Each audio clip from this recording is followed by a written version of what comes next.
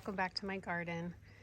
This morning I just wanted to show you a few plants, specifically annuals, that have done amazing despite our sudden kind of onslaught of some really hot weather. We jumped up about 20 degrees in one day, and I was out of town, so I wasn't able to just really saturate everything before that happened.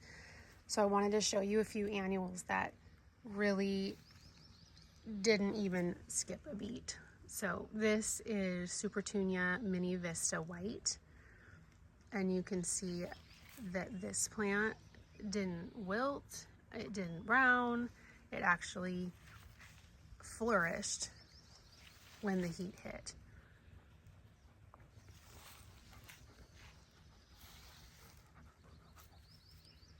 This bed doesn't get regular water. I have to water it myself, so the fact that these are doing this well is just a testament to the plant. Another one is pretty much all of the verbena that I have. This one is verbena sparkling amethyst, and I did just water it, but previously, the last time it was watered was about 3 days before the heat hit, and it still looks beautiful. Here's another fused Supervena. These are the pink cashmere, and they too did really well. There was no browning on the leaves, there was no wilting. These didn't receive any extra water. Like I said, I did just water them, but during the 100-degree heat, they didn't receive any water, and they were still looking beautiful. These ageratums also did really well. They are a floss flower, and they, you can see they do have some spent blooms on them, but that's not because of the heat.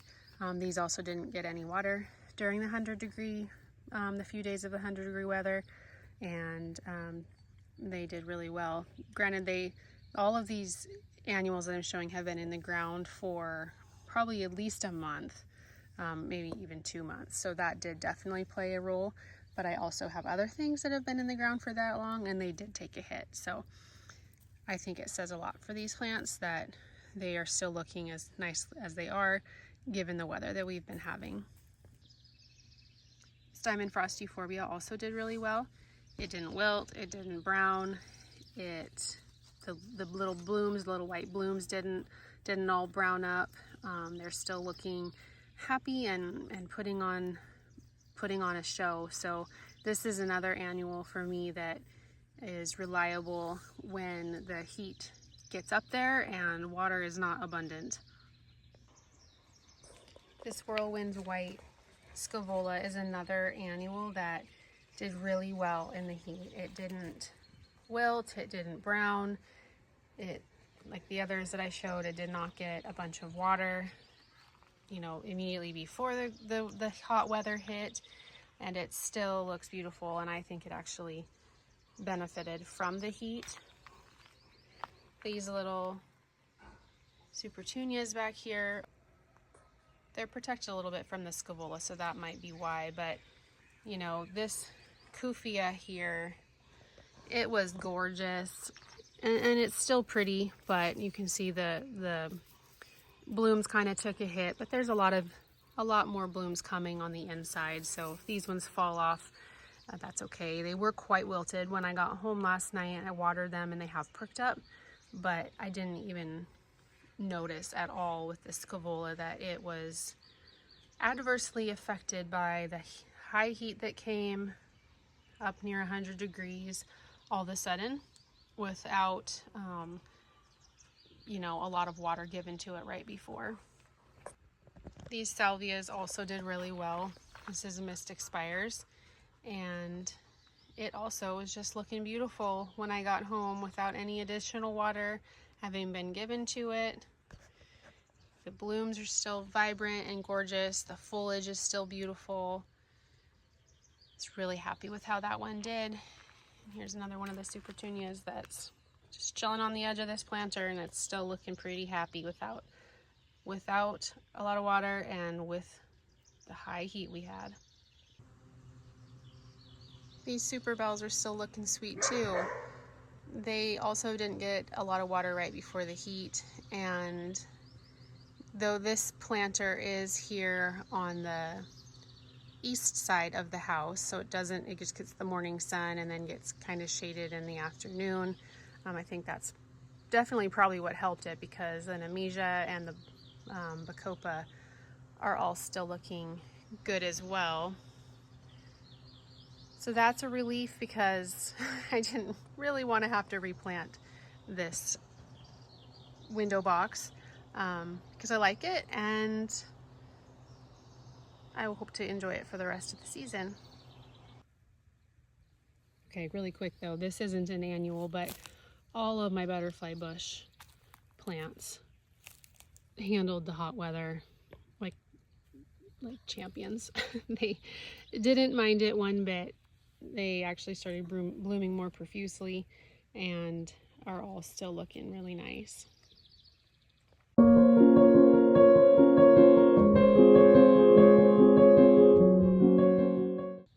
Here's one that really did take a hit. This is lemony lace elderberry. I don't think that it's, it's not damaged for good. Obviously, it's just scorch on the leaves. This is pretty typical, I think, for light, chartreuse colored leaved plants and shrubs. So that one really got burnt. It's been watered well since. These, unfortunately, this tough stuff hydrangea also really took a hit. It's quite dried up. It's been saturated since. I'm not concerned about these for the future, but unfortunately they're pretty not good looking at this point. This privet also took a hit.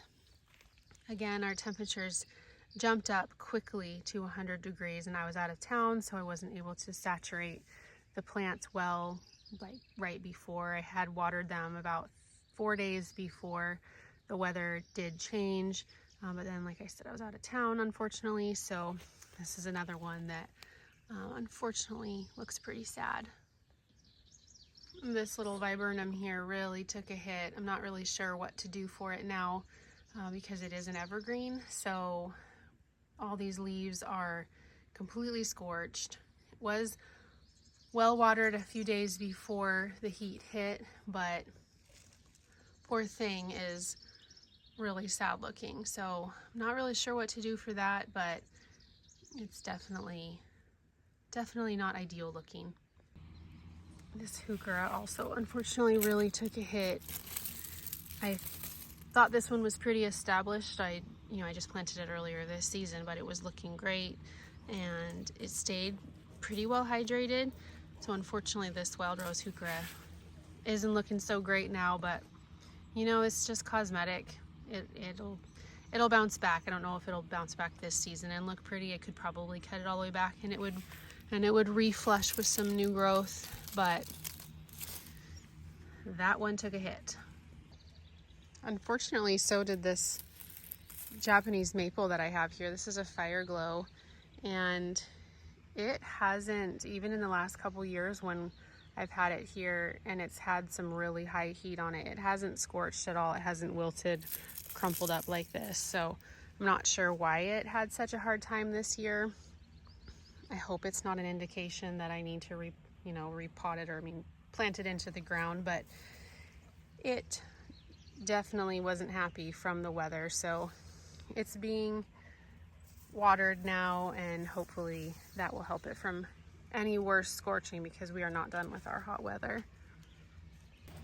And I just had to show you that when the dogs are running around, the cats find their safety up here on the arbor. They can get away from the dogs up there and feel safe from these crazies down here. This spirea also took a hit, which is kind of interesting to me that it's down in the center mostly that it took the most damage. These leaves up here on top are pretty much fine, so I'm not entirely sure what's going on down there in the middle, but before the heat it was looking beautiful, and then those ones really got scorched. So not really sure why that is, but this one I'll be pruning back really soon anyways, just because of all the spent blooms, and I want to push it to rebloom. But then look, right next to it is a buddleia that's looking beautiful. So, you know, when one thing kind of takes a toll and doesn't look so great, fortunately there are other plants that can thrive in this type of weather, and it helps balance out the garden quite a bit. This poor azalea really took a hit. Its leaves completely got scorched. And this isn't to say anything negative about the plant necessarily. Mostly it has to do with my watering beforehand. But you know, when like right next to it is a sedum that didn't, like I said with like the buddleia, that didn't even miss a beat, and then this one scorched, it's just a good reminder to me of what, if I don't want to have to worry about it, you know, what I should plant in my garden, but also what is a plant that I really need to remember to water well before we get temperatures like we have up in the, you know, high 90s into the hundreds. So that's just an example. This azalea is also a new plant in the garden, so it has not been established. You know, I just am not really sure what to do for this season. It'll lose those leaves and push new growth, but for this season it may just look kind of sad for the remainder, and I guess that's just gonna have to be okay. I was thinking of actually maybe moving it though, because it is right next to a rhododendron, so it's a little bit redundant, but we'll see. I will definitely wait until the heat wave is over to consider moving that azalea though. I honestly dread the change in weather so much when we go from our nice, cool, kind of long spring where we just ease into summer, and then we all of a sudden hit this wall of heat. And I just dread it because I know that my garden's not really ready for it. Just because of my water situation, I can't water as often as the plants all probably would like to be watered. So when this weather all of a sudden hits where the temperatures rise, and especially when I'm out of town, it's pretty humbling. So I'm really glad that I just got all the garden tours done so that I could at least capture the garden at its peak when it was especially happy. And I think it benefits us to take a look after heat waves at our gardens to see what does look great still, and also what maybe needs a little extra attention in the next year should this kind of weather happen again. Most of the things, like I said, that did take a hit in my gardens were newly planted shrubs and things. So hopefully as they get established, they'll be fine, and they'll you know, not burn so badly. But I do especially like to look though at those annuals that are thriving and looking beautiful, and definitely put those ones in my back of my memory for next year of ones to repeat, and rely on knowing that they do well in this type of weather and that they don't really require an extra lot from me. So, and I thought maybe you would enjoy seeing those plants too, so that you can maybe look for them as you're planning out your annuals for next year, that they might be ones that you'd want to have in your gardens too. So anyway, thanks for watching this video. We'll see you in the next one. Bye.